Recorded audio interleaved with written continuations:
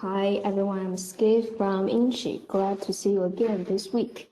We are talking about depression and obsessive-compulsive disorder this week, and we will simply just call it as OCD in the following parts. So we will go over these 4 aspects, and first we will have a brief introduction to depression. And depression causes feelings of sadness and or loss of interest in activity you once enjoyed, and it can lead to a variety of emotional problems and can decrease your ability to function at work and at home. But fortunately, it is also treatable. So depression symptoms can be vary from mild to severe, such as feeling sad or having a depressed mood, changes in appetite, and difficulty thinking, concentrating, or making decisions. And finally divided into thoughts of death or suicide.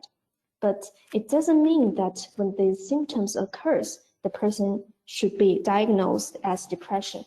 And symptoms must at least last 2 weeks and must represent a change in your previous level of functioning for diagnosis of depression. And also medical conditions can mimic symptoms of depression, so it is important to rule out general medical causes. And you must have heard some related conditions to the depression disorders, such as bipolar disorders, which may have mania and depression at the same time, and both occurs. And for some people, the seasonal depression may occur when the winter comes. And distinguishing between grief and depression is important and can assist people in getting the help, support, or treatment they need. And depression can occur at any time, but on average, first appears during the late teens to mid-20s. And depression can affect anyone, even the person who appears to live in relatively ideal circumstances. And depression affects an estimated 1 in 15 adults in any given year. And there is also a high degree of heritage when first-degree relatives have depression, and women are more likely than men to experience depression. And these are some factors play an important role in depression. And differences in certain chemicals in the brain may contribute to symptoms of depression, such as dopamine and 5-HT. And depression can run in families. For example, if one identical twin has depression, the other has a 70% chance of having the illness sometimes in their life.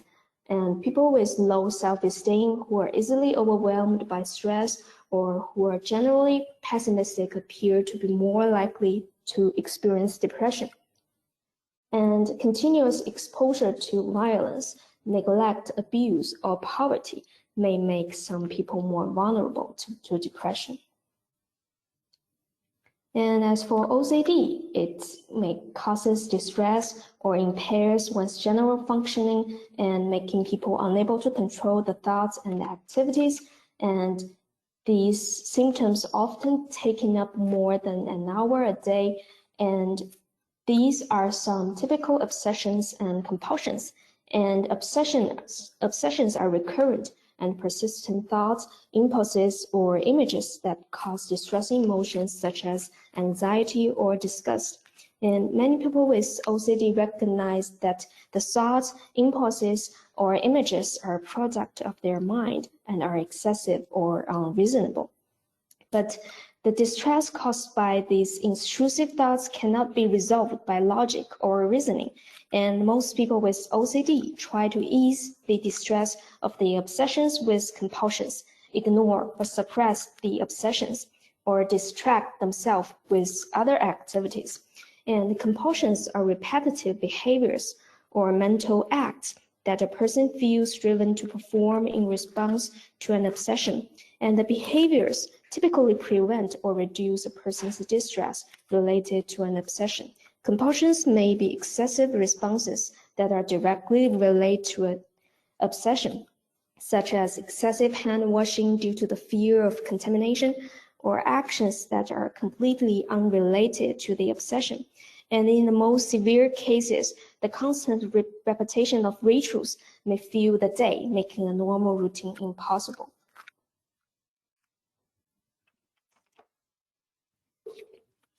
And unlike adults, children and teens with OCD may not recognize that their obsessions and compulsions are excessive. And there are also many other symptoms, but we will only mention the eating rituals here in details. And because we have been noticed that in some children with autism spectrum disorder, they may also have such certain eating rituals, like they're sticking to some kinds of food. And if they're unable to complete these rituals, they may refuse to eat. And it's important to differentiate these OCD symptoms from symptoms of other disorders.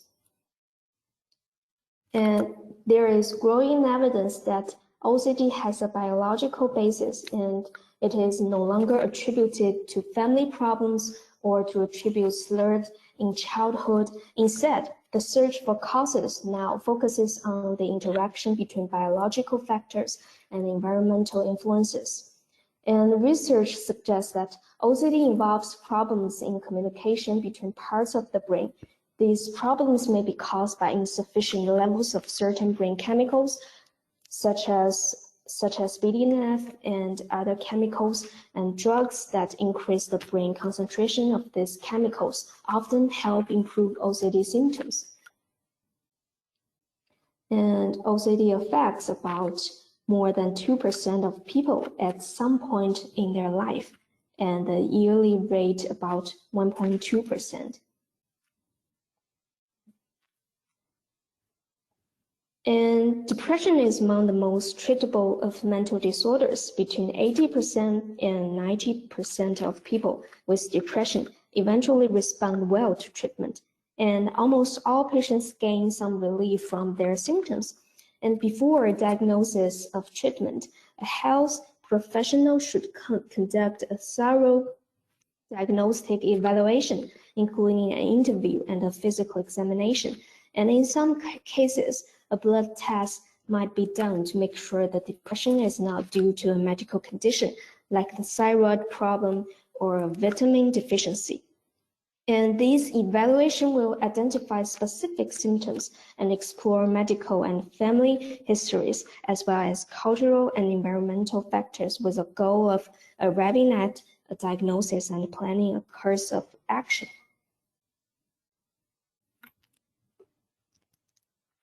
And this is the Hamilton Depression Rating Scale, we should call it HDRS, and the MADRS scale is also used a lot by clinicians.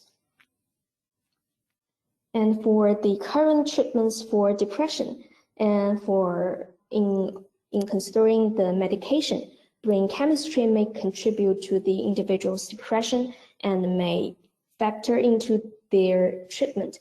For this reason, antidepressants might be prescribed to help modify one's brain chemistry. And antidepressants may produce some improvement within the first week or two of use yet. Full benefits may not be seen for 2 to 3 months. If a patient feels little or no improvement after several weeks, his or her psychiatrist can alter the dose of medication or add to substitute another antidepressant. And the psychiatrist usually recommend that patients can continue to take medication for 6 or more months after the symptoms have improved. And a longer-term maintenance treatment may be suggested to decrease the risk of future episodes for certain people at high risk. And the psychotherapy or talk therapy is sometimes used along for treatment of mild depression. For moderate to severe depression, psychotherapy is often used along with antidepressant medications. And the CBT, the cognitive behavioral therapy, is a form of therapy focused on the problem solving in the present. And CBT helps a person to recognize their negative thinking with a goal of changing thoughts and behaviors to respond to changes in a more positive manner. And depending on the severity of depression, the psychotherapies can take a few weeks or much longer. In many cases, significant improvement can be made in 10 to 15 sessions. And for the electroconvulsive therapy, the ECT, it is a medical treatment that has been mostly commonly reserved for patients with severe major depression who have not responded to other treatments. It involves a brief electrical stimulation of the brain while the patient is under anesthesia. A patient typically receives ECT 2 to 3 times a week for a total of 6 to 12 treatments, and it is usually managed by a team of trained medical professionals.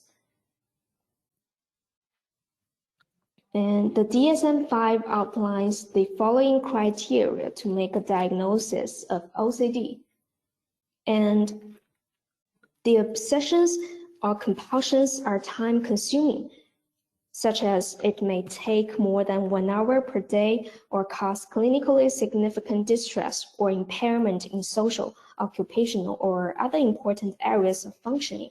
And the obsessive-compulsive symptoms are not attributable to the physiological effects of a substance, such as a drug of abuse, a medication, or another medical condition. And the disturbance is not better explained by the symptoms of another mental disorder, such as excessive worries, as in generalized anxiety disorder, preoccupation with appearance, as in body dysmorphic disorder, difficulty discarding or parting with possessions, as in hoarding disorder. And on average, people with OCD see 3 to 4 doctors and spend over 9 years seeking treatment before they receive a correct diagnosis. And studies have also found that it takes an average of 17 years from the time OCD begins for people to obtain appropriate treatment. And this is the YBOCS scale that patients experience a 25 decrease in this scale as mild to moderate improvement, and then decrease of 35 to 50% as moderate to marked.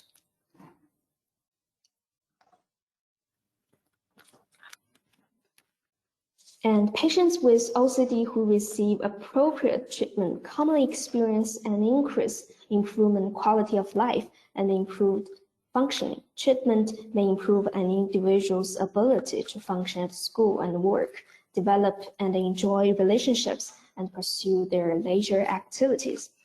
And as for the cognitive behavioral therapy, the ERP is used a lot in this domain, and one effective treatment is that known as exposure and response prevention.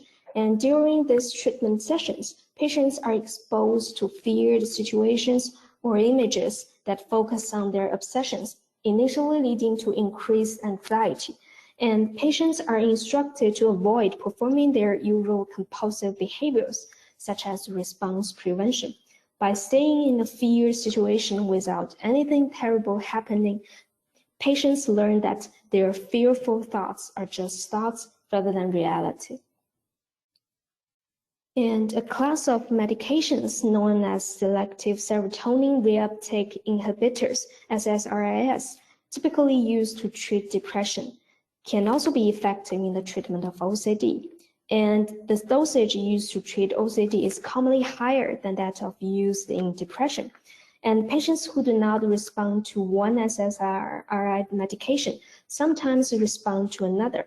And other psychiatric medications can also be effective. Noticeable benefit usually takes 6 to 12 weeks.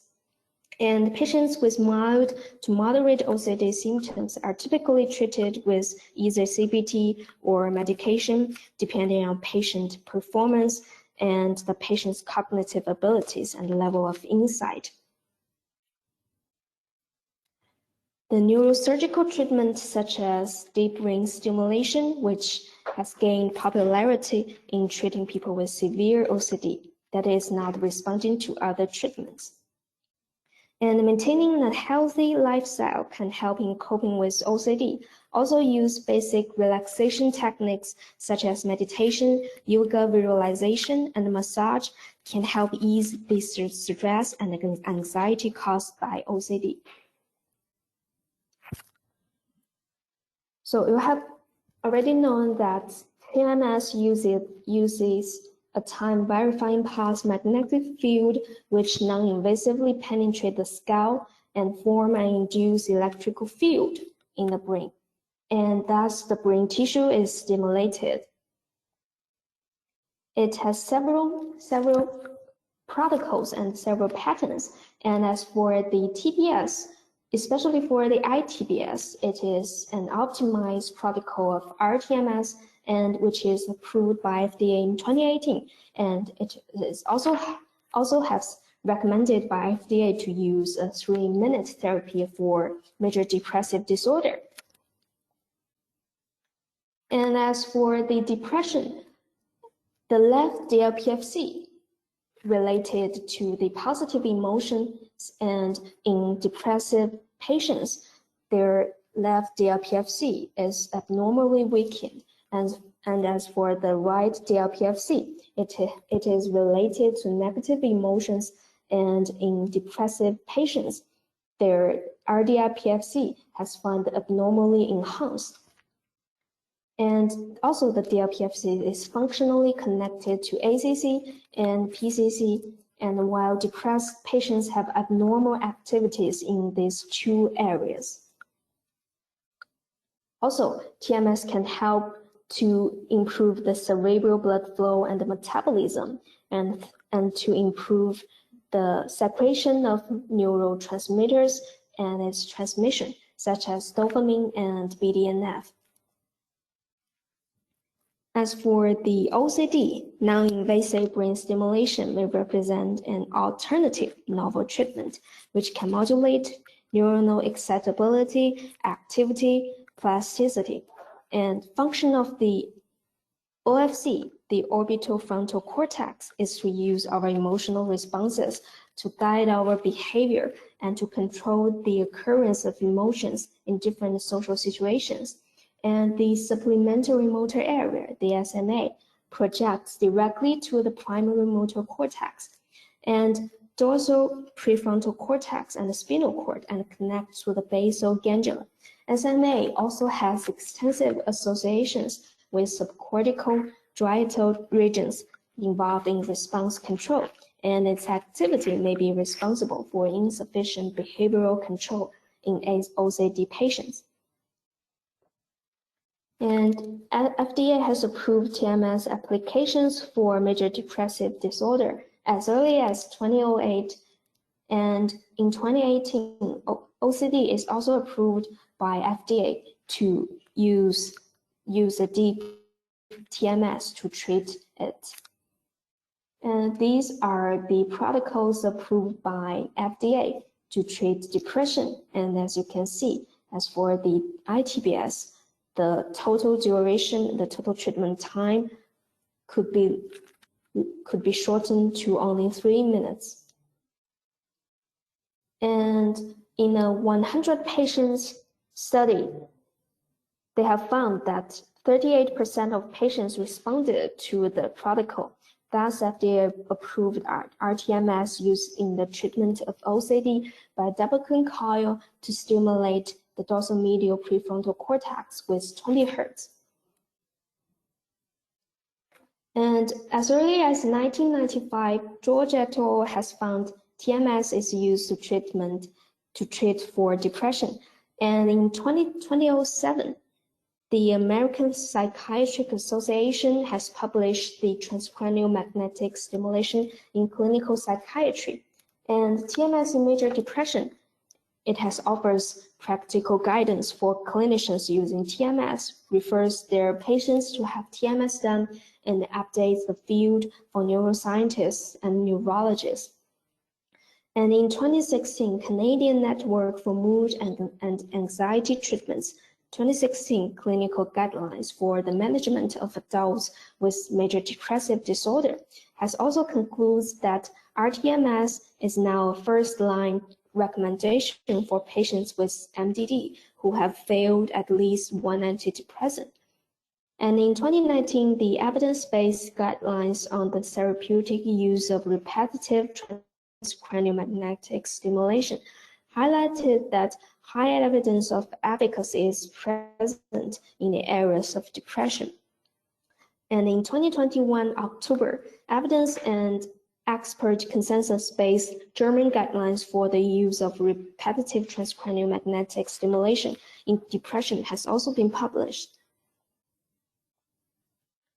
So we will move on to the applications of TMS in depression and OCD. This is the study concerning to use a 10 Hz rTMS and compare its effects with ITBS, which also has a similar effect to high-frequency rTMS to stimulate the left DIPFC. As you can see in this figure, to see the changes in the HRSD scores over time, comparing the 10 Hz rTMS and ITBS treatment group. And as you can see, ITBS was non-inferior to 10 Hz rTMS for the treatment of depression.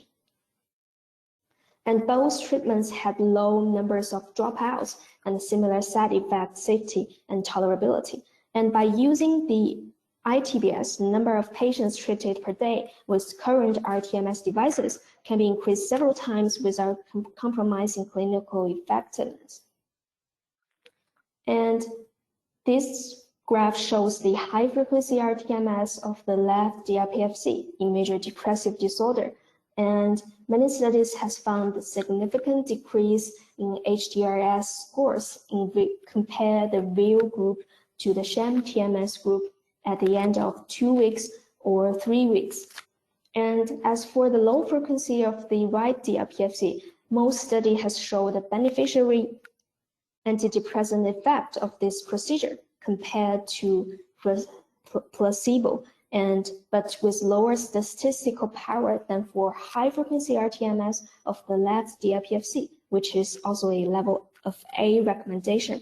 But the tolerability of low-frequency rTMS appears to be better than high-frequency rTMS. CTBS and ITBS, either to stimulate the right DIPFC and the left DIPFC respectively in major depressive order, has been studied. And they have found a reduction of depression score and a high rate of responses to use either the left DIPFC with ITBS and the right DIPFC with CTBS in the 2-week rTMS protocol. But some studies has shown no significant differences in depression score reduction between the real and the sham stimulation groups. Others may use the accelerated TMS, which is to intensify the antidepressant response and to reduce the number of stimulation days. It has been proposed that increasing the number of rTMS sessions performed per day, which is more than 1 daily session, could be more effective. Others may also try to stimulate the OFC with a low frequency.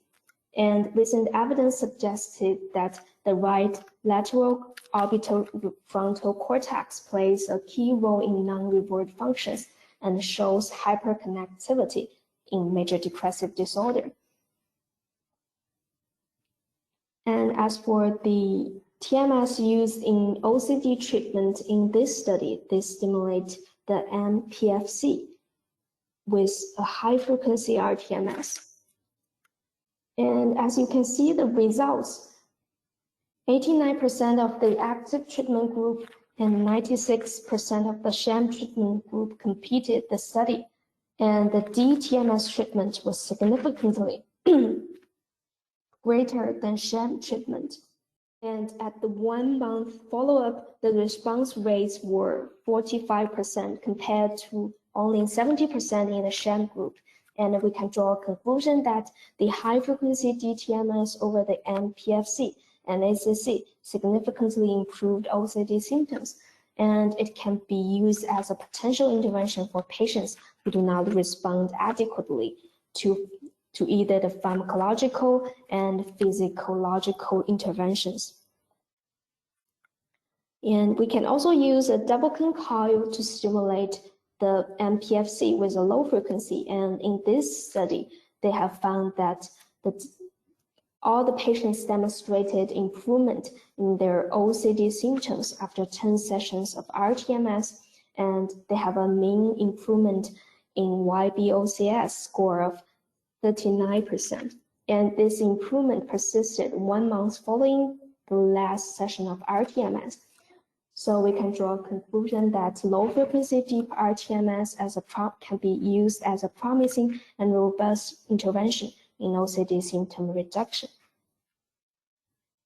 This is a table about the low-frequency RTMS of the DLPFC used in OCD, and they have found a significant reduction of YBOCS and the Hamilton ARS scores at the end of the 2-week protocol. And in another study done in 2016 has also found significant reduction of YBOCS score at the end of the 3-week protocol. And as for the high frequency RTMS, which is ranged from 5 to 20 Hz to stimulate the DLPFC in OCD, has also found certain improvement in mood and in their movement urge, and this high-frequency RTMS and DLPFC can also use as an add-on treatment to treat the OCD. And some studies has also found that low-frequency RTMS of the pre-SMA area can be used in the OCD treatment. They have found significant reduction of YBOCS score at the end of the 6-week protocol, with benefit maintained at least 6 weeks after the last RTMS sessions. But some studies has found no difference between real and sham stimulation on YBOCS scores reduction. And this is the summary of the therapeutic guidelines, the protocols recommended in these guidelines. And this is the protocols from some high score literatures. And this is the experts' experiences from Dr. Zheng Zhong and from the Shenzhen People's Hospital by Dr. Guo Yi. And that's all for my presentation. And if you have any questions, you're welcome to ask, and I will try my best to discuss that questions with you.